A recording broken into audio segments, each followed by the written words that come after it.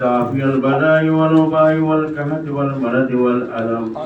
اسمه مكتوب مرهون منصور بالله والقلم سيد الأرض والأجم اسمه مقدس مؤثر مطهر منور في البيت والحرام شمس الضحى بدر الدجى صدر الولا نور الهدى كافي الولا مصباح الظلم دبي الشام شفيع الإمام صاحب الجود والكرم والله عاصمه وجبريل خادمه والبراق مهراجه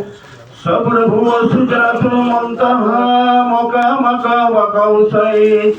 محبوب رب المشركين والمغربين جد الحسن والحسين رضي الله تعالى عنه مولى ومولى الثقلين ابو القاسم محمد صلى الله عليه وسلم بنفس الله نور من نور الله يا ايها المستاقون بنور جماله صلوا عليه وسلموا تسليما اللهم صل على سيدنا ومولانا محمد وعلى اله واصحابه وأزواجه وذرياته وأهل بيته يا رب العالمين اللهم اغفر لحينا وميتنا وشايبنا وغائبنا وأنثانا وذكرنا يا رب العالمين يا حلال المشكلات يا دافع البريات يا مسبب الأسباب يا الله ربي ارحمهما كما ربياني صغيرا ربي ارحمهما كما ربياني صغيرا ربي ارحمهما كما ربياني صغيرا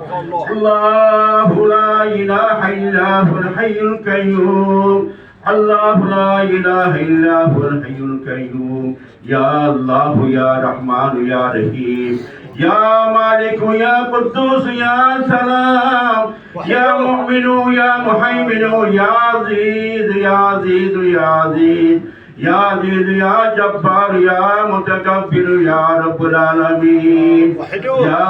رب العالمين يا رحمن الرحيم يا رحمن الرحيم حسبي ربي جل الله ما في قلبي غير الله نور محمد صلى الله لا اله الا الله حسبي ربي جل الله ما في قلبي غير الله نور محمد صلى الله لا اله الا الله حسبي ربي جل الله ما في قلبي غير الله نور محمد صلى الله لا اله الا الله بلغ العلا بكماله كشف الدجى بجماله حسن الجميع بصاله صلوا عليه وآله الصلاة والسلام عليك يا سيدي يا رسول الله الصلاة والسلام عليك يا